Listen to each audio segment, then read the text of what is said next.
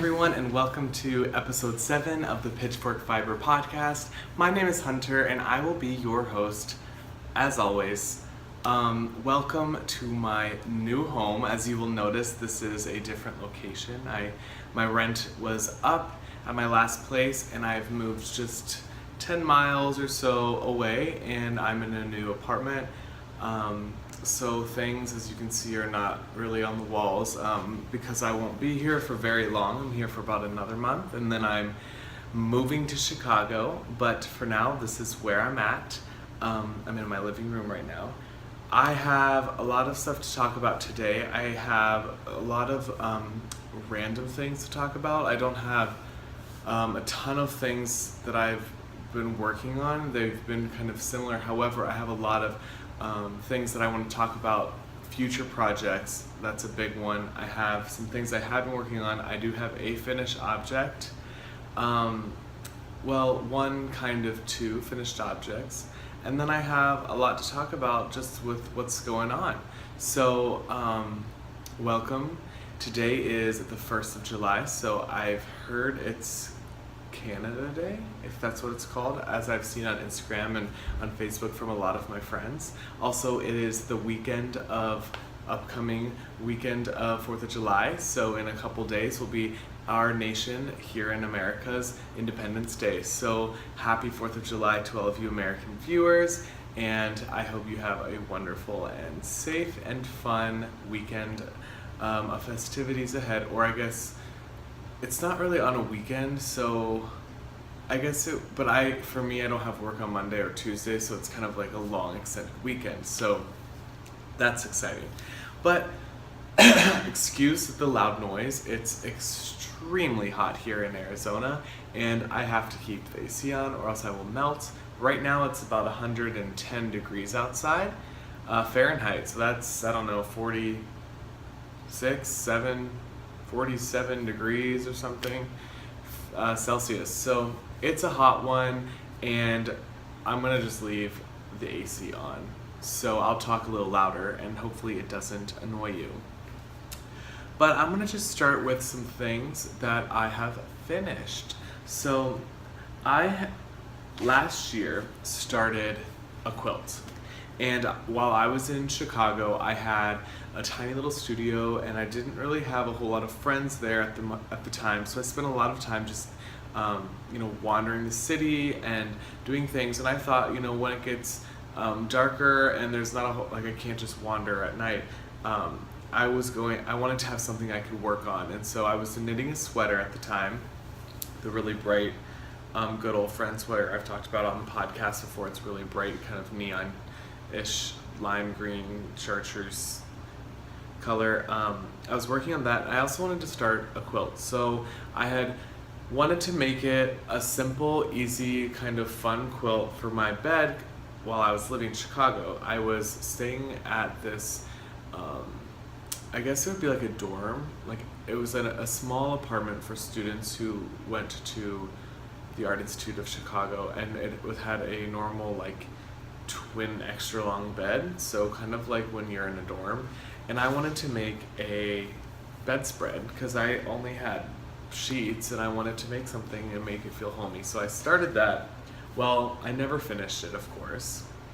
I got about halfway through with the piecing, and I decided recently, I want to finish it because why not? It's been a year, and it actually has probably been about 1 year ago from about this time that I started, and I have finished the quilt top, and all I have to do is baste the 2 layers to the batting, quilt it, bind it, and I'm done. So I'm really excited about it, and I'm really happy with the way it turned out. So right here, this is the backing fabric.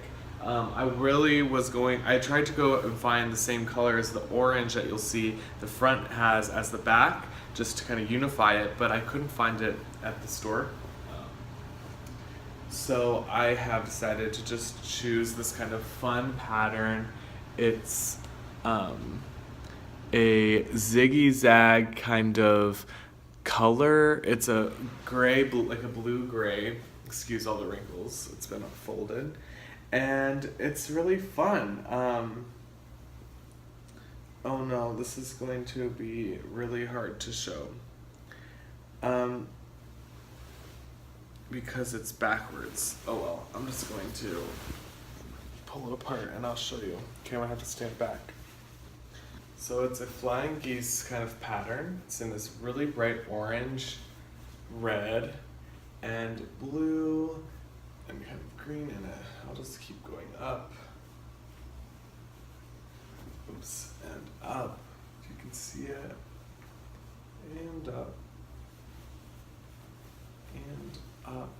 And that's it. So it's pretty big. It's probably will be the size of like a twin. Maybe it's not really a lap, but it's not really a huge, but it's really fun. So these colors are kind of this tealish blue, this really pretty red and orange kind of pattern, and then we have some funky, it looks like printed blue and white, and then this minty green together. It's really pretty.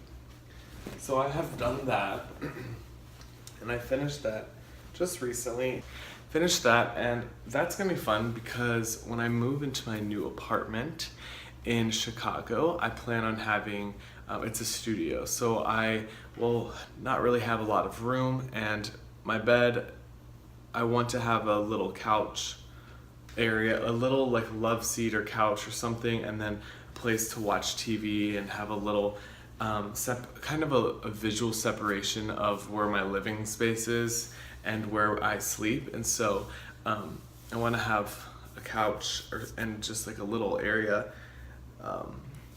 and I want to be able to just throw this over the couch to put on to use when I'm by the couch, sitting on the couch watching TV, or when it gets a little chilly. So that's gonna be fun. So that is what I have for that.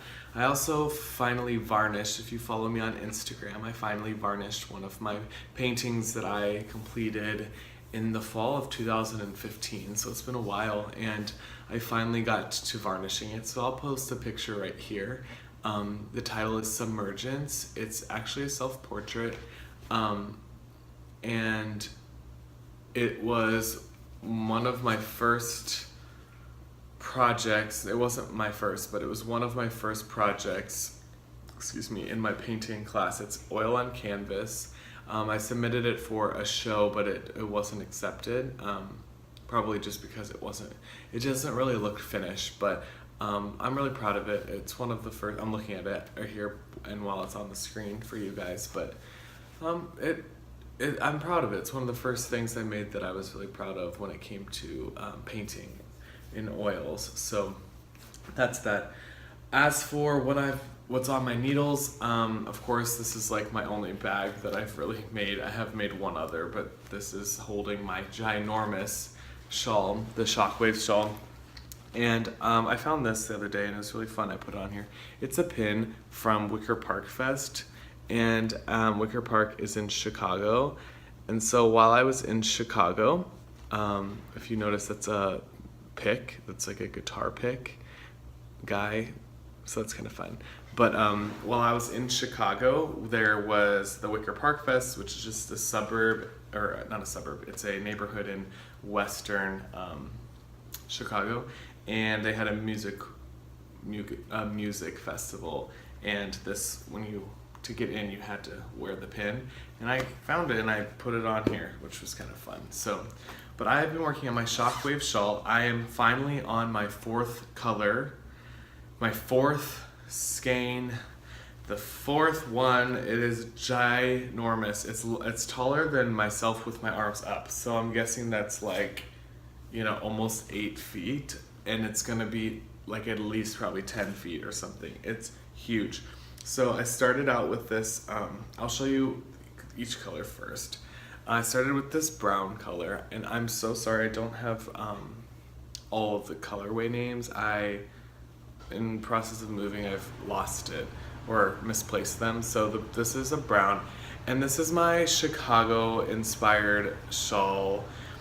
All of these colors and these colorways were somehow reminding me of Chicago, or were bought there, or all of them were bought there.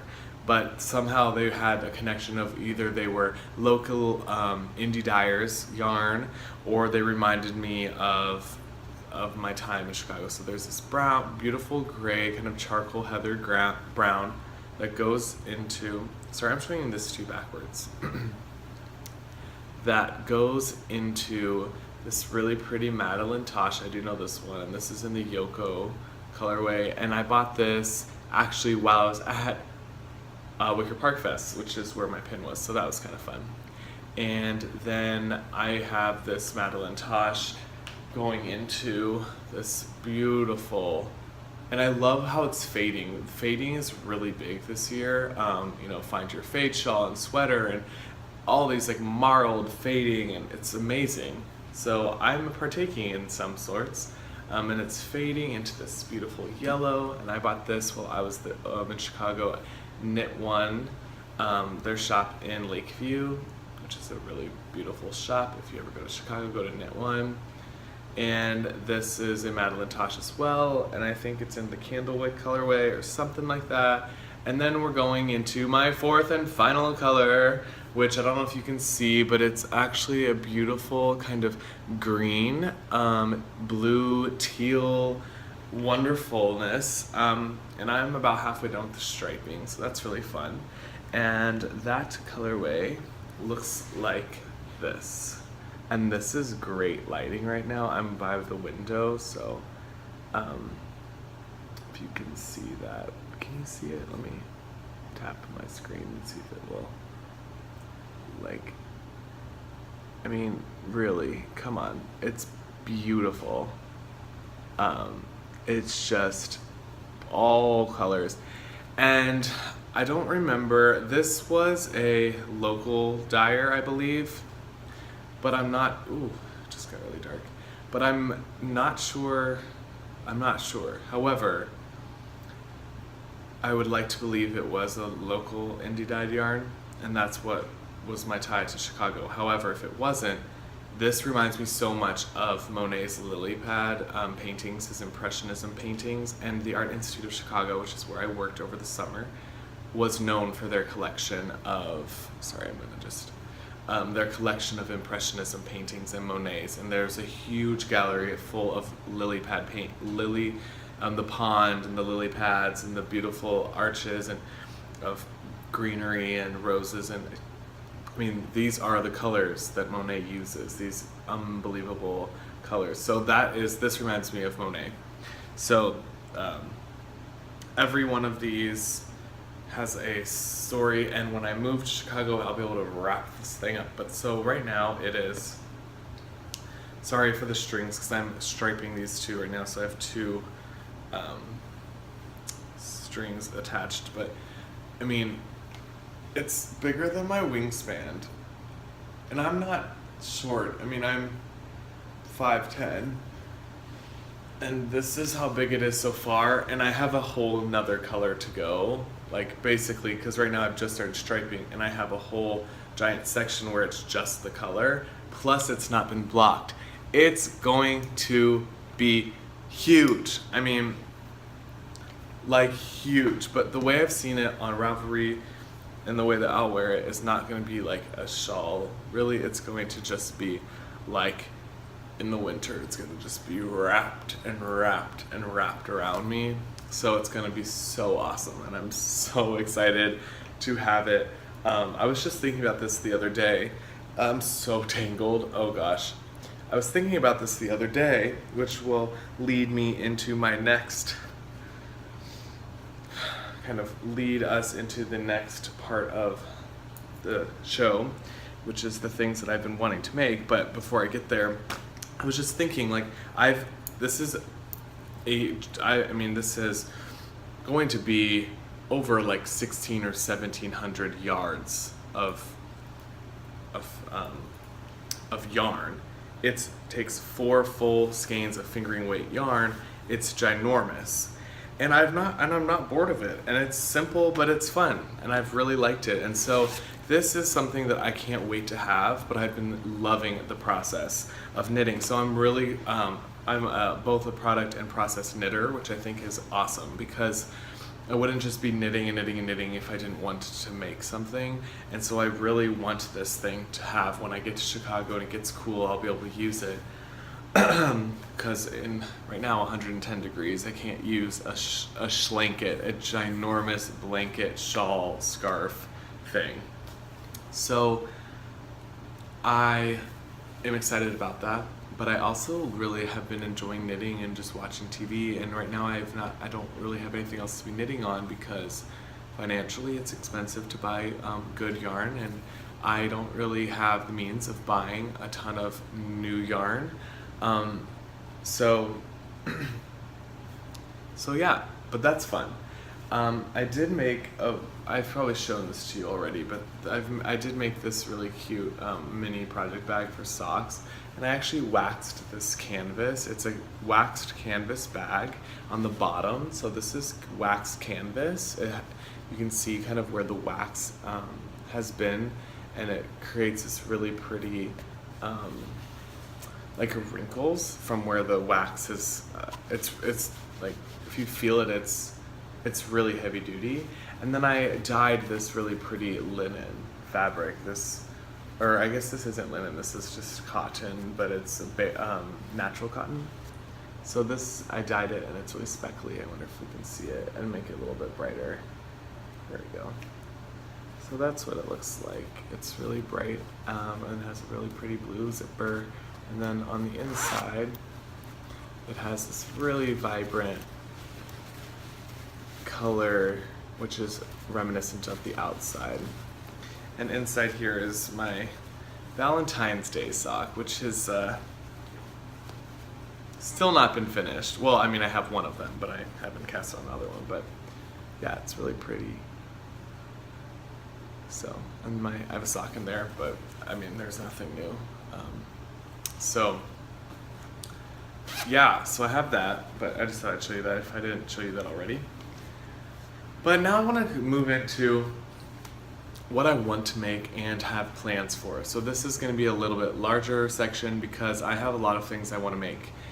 Because I am moving, and being in Arizona, I don't get to wear my things or really use the things that I want to make unless I go someplace where it's cold, and that's very, very rare that I'm someplace cold enough to wear hand knits. So I've been really just so excited about the fact that I'm going to be moving to a place where it's cool and there's seasons, and I can wear these things all year round, really. Which, I mean, even in the summer, there's times when you can wear knitted things and it's not too hot. I mean, last week it was 125 degrees.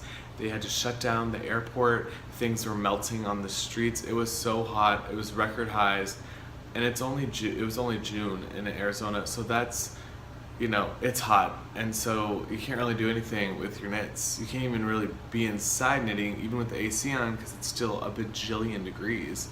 I have had this queued or in my pattern favorites for a very long time, and it's the Gretier, the Gretier pullover by Jared Flood, and it was in the Brooklyn Tweed Winter 13, published in that collection, and it's a wonderful pattern. It's with worsted weight yarn, and it is a colorwork yoke. And I've wanted to do something colorwork for a long time, but a whole sweater is ambitious, and so now that I'm moving to a place, I get to wear hand knitted lots of objects, and I want a really cool sweater. And it gives you two options. It's unisex, but then also you can add waist shaping if you want that, or I will opt out of the waist shaping. But it also comes with just a simple roll over collar, like the collar is just rolled over, or you can do a turtleneck. And I actually really like the idea of a turtleneck, which is kind of weird, but like not ginormous turtleneck where it's like wearing a cowl, but just like a little turtleneck, and where you would just roll it over that. And making it a little bit looser because it is worked from the bottom up, you're decreasing, so you can kind of stop whenever. It doesn't have to be super tight. I mean, I can maybe stop a little bit before then so it's a little bit more comfortable around my neck, but I like the idea of having a turtleneck, so I'm thinking about that. I like the colorwork pattern. I just don't know what colors I want, and this is the problem that I'm having.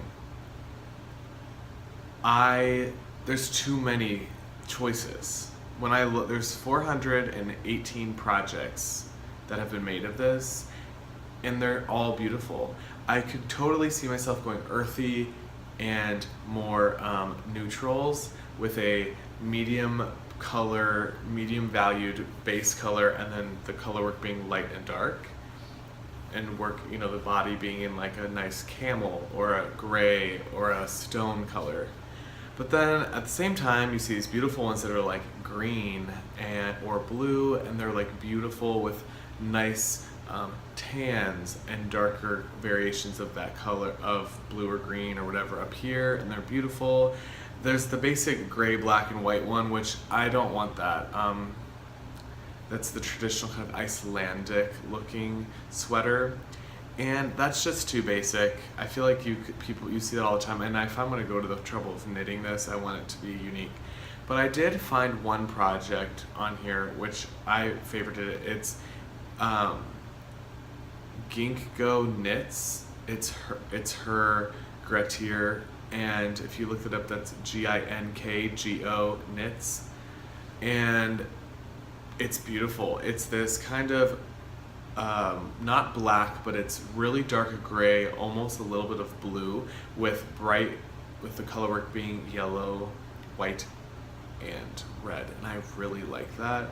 The only thing is, I don't know if I want it to be super white, like where it's super contrasty, because then it almost looks like, you're wearing a collar, like a doily. I almost want it to be faded in more and then have the bright colors pop out, but not have this giant white stripe. So there's been other people that have done just the color work. Instead of using multiple colors, they've used just one base color and then one color for the color work, and I really think that that's cool too. I don't know. What should I do?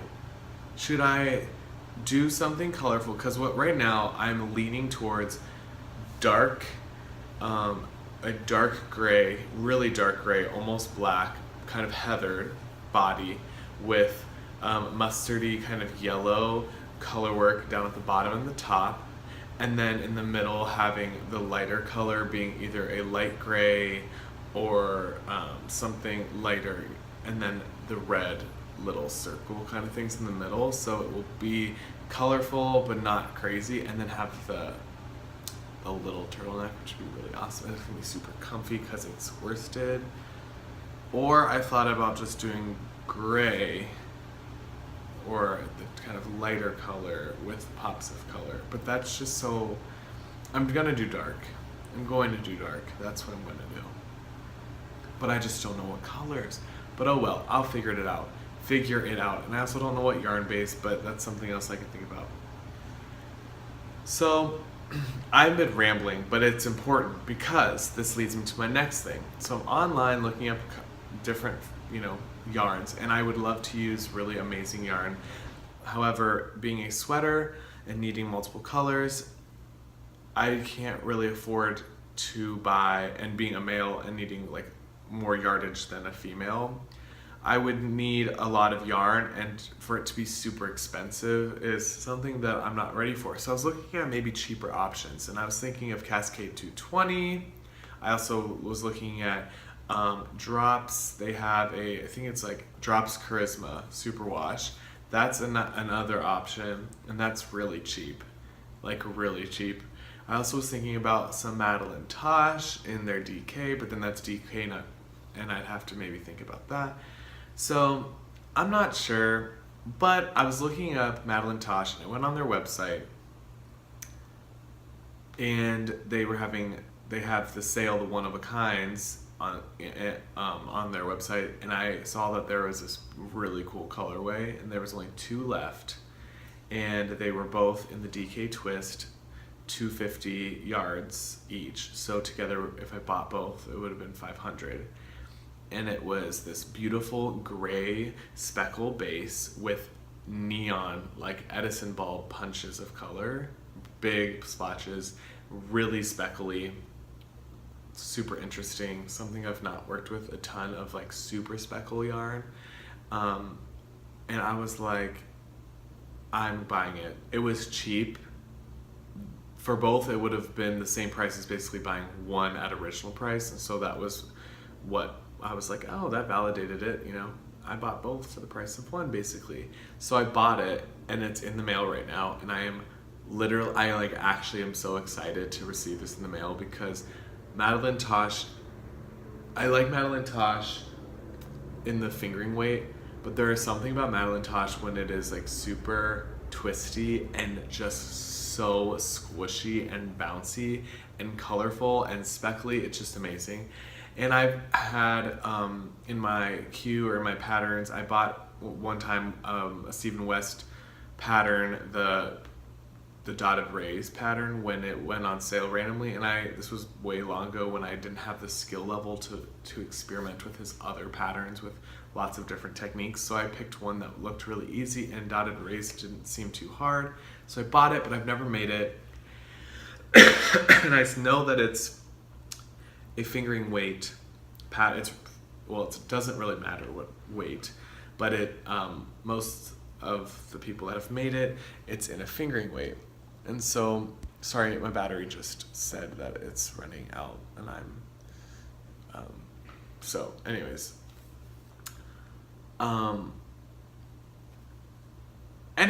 I was like, I can just buy this DK weight and make it a little bit chunkier, and I'm gonna wear this all the time in the winter, because it's just so cool. So when I get that in a few days, I will show you on Instagram. You can follow me, Pitchfork Fiber, on Instagram. I will be definitely posting, and I will be casting on immediately when I get that in the mail. It will be winding it up, taking photos, winding it up, instantly casting on, because I'm so excited. And I've been enjoying this shockwave shawl, but I want something a little different. So that's something I'm really excited about. And I have lots of things to think about, and a lot of knitting up, in the works. And I've been saving up so I can afford things, hopefully. So that's awesome.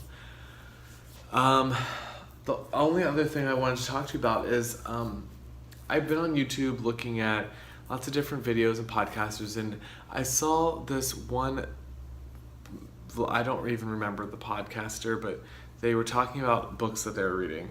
And I've been reading a book for seems like years, basically.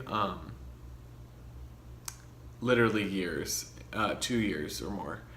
And I recently finished it, and I thought, you know what, why don't I add a little segment to this podcast just talking about the books that I'm reading, because I think that that's something that a lot of people, knitting and reading kind of go hand in hand. They are both kind of a hobby, a pastime, something that you do, and a lot of people can read and knit at the same time. I'm not one of those people, because I am not that skilled at knitting without looking and being able to turn pages. I don't really know, maybe if you have a Kindle that would work, but I wanted to show you the books that I'm reading. And this book, written by Donna Tartt, is called The Goldfinch. It was a really big book a few years ago, and it still is. It's an amazing book. It's really thick. It's almost 800 pages. Yeah, nearly, 770 something pages. So it's really big, but totally worth the endeavor. This book, I'm not going to give it away. However, this book is definitely one of those where you feel, when you're done, you feel like you've lived the life with the main characters. It's one of those where it's not just a quick plot. The book I'm reading now is much more of a quick plot. Something happens, the next thing happens, and you're like, wait, I don't even know, it's harder to feel for the people almost, because you don't know, you're not going with it in such lengths. And in this book, there were times where you were reading for 50, 60 pages about something that was not very big, I would say, like in the plot.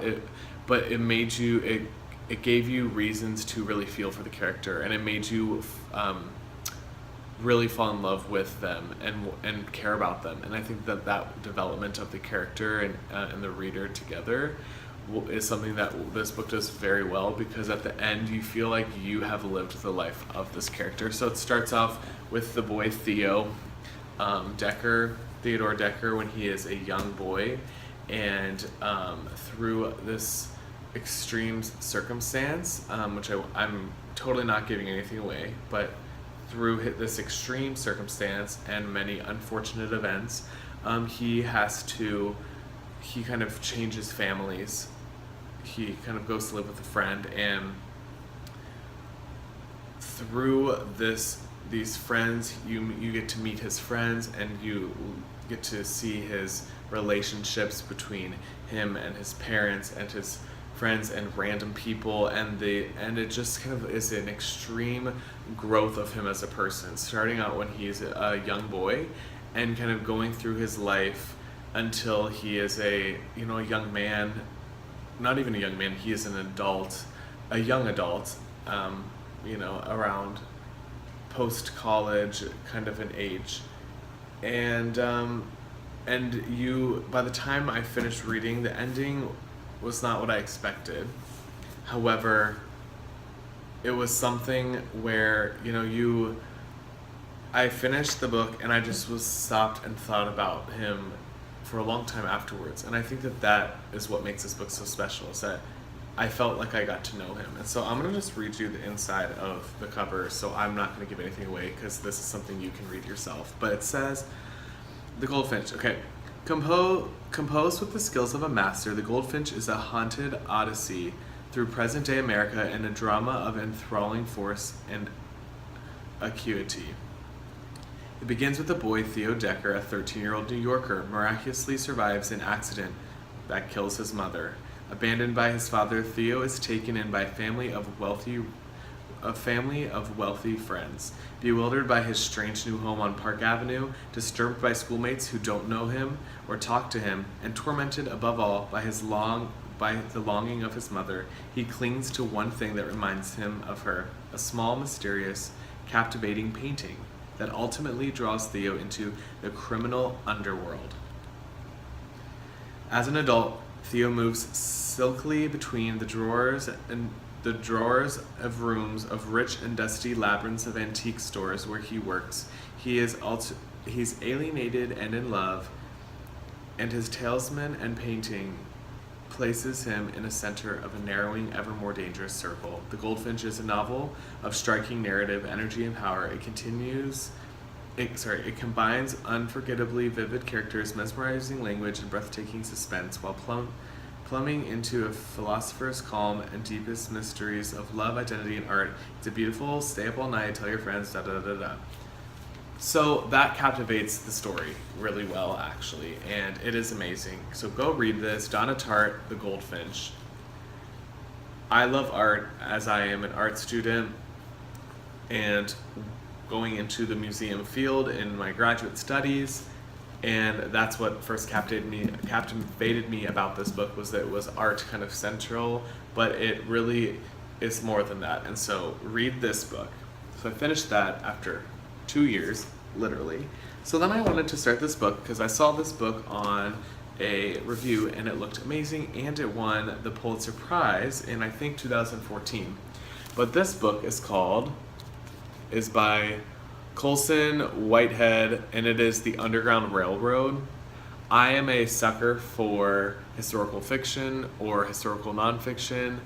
Anything that has to do with the Underground Railroad and slavery, I think that is so fascinating. A time in America that so many people can't believe it, that was a thing, slavery, and to think of this of amazing people that kind of went to the lengths in which they did to help free slaves. This is so amazing. And the Underground Railroad, since I was, I think, in second grade when we learned about it in Ohio, because in Ohio there are houses around where I live that actually were a part of the Underground Railroad and had secret, compartments under the floors and rooms where they would hide slaves to get to freedom. And so I love this. And this book, I'm only about a third, almost a halfway through this book.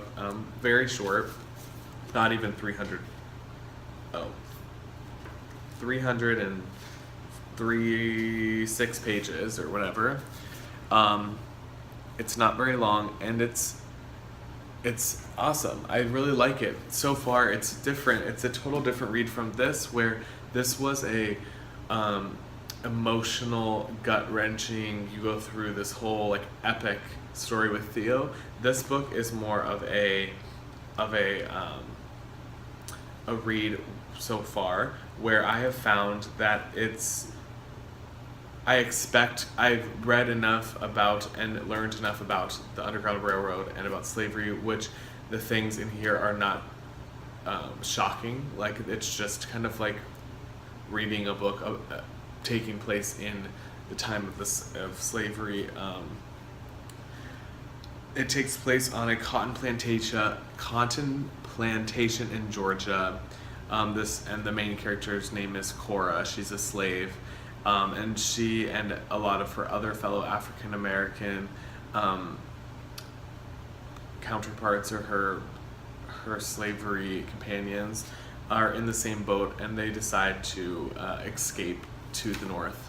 And this book takes you on their journey of the Underground Railroad. And I have not gone that far, but it's really great. It's very well written. The only thing is the plot does go quickly. It's like you'll be reading about them thinking about doing something, they do it, it's over, they go to the next. It's like very fast paced, and it's not bad. It's just different from this book, which is more of extreme lengthy, but in a good way, where you're really developing. This is more quick, and I think that it's just different. So this is something I will get back to you on. So that's an all for that. Let's move on to quick blather very quickly, because my phone is about to die, which is what I'm recording on, and I just feel like I've just been talking forever, but if you're still listening, that's great. I am competing in less than 1 month now, so in literally in 30 days or 29 days, I will be competing in Ironman, Ohio, 70.3. So it is a half Ironman distance. So that's 1.2 mile swim, 56 mile bike, and a 13.1 mile run consecutively in that order.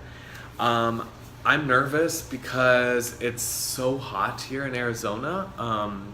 My training has suffered to an extent where I can't just go out and go for a run if in the evening. I really have to plan for when I exercise based on the weather, because everything has to be done extremely early, or even when it's dark, because it's so hot.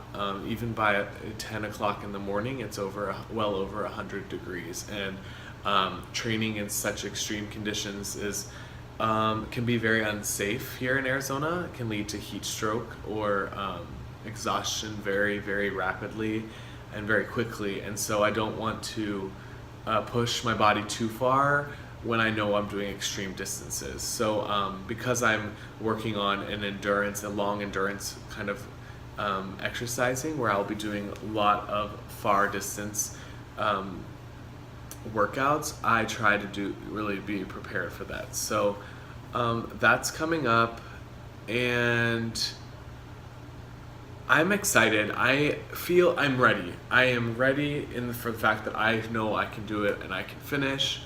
I don't know if I'm ready in the fact that I want to be in the condition where I want to be able to compete and really race other people, but I definitely am ready to to put it down out there on the course and finish. And I would like to surprise myself, but I don't know, because I've never done this, so it's very hard to have expectations. It's going to be a very long day. I would like to finish I'd like to finish around. I'd like to finish in the 6 hour mark, so under 7 hours, which is I definitely think I can do. And I'd even like to finish around 6 hours and 30 minutes. That's but I don't really have a goal because I don't quite know. I'm very excited about going home to Ohio. I am nervous though. I have to fly with my bike. My bike is very expensive and I've never done that before, so I'm a little bit nervous about that, but I am really excited to be competing in my home state where my family and friends will be, and they are planning on being out there on the course while I compete, so I'll have a lot of support.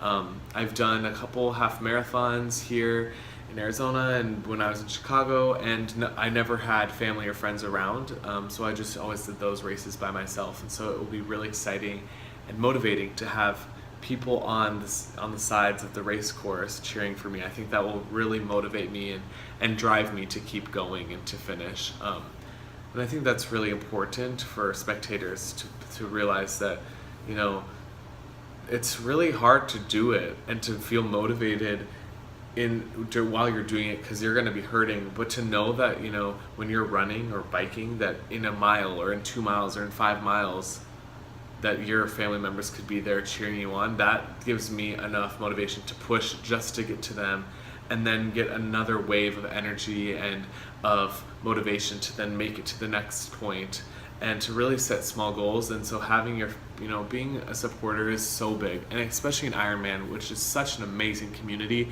If you've never volunteered at an Ironman, it is unbelievable the amount of support. It gives me goosebumps. I just literally got goosebumps, because this is why I'm racing Ironman, is because I started out as a volunteer at Ironman Wisconsin in 2012, and the amount of support that I was given for being, from the athletes saying thank you, we couldn't do this without you, and the amount of love that everyone is pouring into everyone. It doesn't matter if you are in first place or if you are in last place, the amount of support is the same, and people are out there cheering you on, and it is an unbelievable thing to witness and to be a part of. So if you ever have the chance, or if there's an Ironman near you, in your hometown, they're all over the world, you should definitely go and volunteer. You can volunteer whether it's marking people's bodies with the numbers, or checking people in, or handing out water or food or nutrition on the bike or the run course. It is so worth it. You will leave being so inspired, not just to exercise and to do a triathlon, but you will be inspired as a person and in your life, because to be surrounded by people with such drive and motivation and is so exhilarating. So go do that. It gets me so fired up. I'm so excited, but I need to stop talking because you probably don't want to listen to me talk about all this. I will end with, I hope you all have a wonderful upcoming holiday weekend. If you are either Canadian celebrating your national holiday, or the independence of America in the United States of America for the 4th of July, I hope you have a wonderful and safe time. If you are in hot weather, I hope you are, whether it's inside knitting or you're by the pool soaking up the sun, make sure you wear sunscreen. Or if you're someplace cool and cold, you can snuggle up with all your knits. But I hope you have fun, creative weekends ahead and days ahead. I will be back hopefully soon. I will be definitely in a new location. I'm guessing I won't be able to podcast within the next month before I leave. So my next place will be probably in Chicago. So I hope to see you then. Have fun and happy knitting. See ya.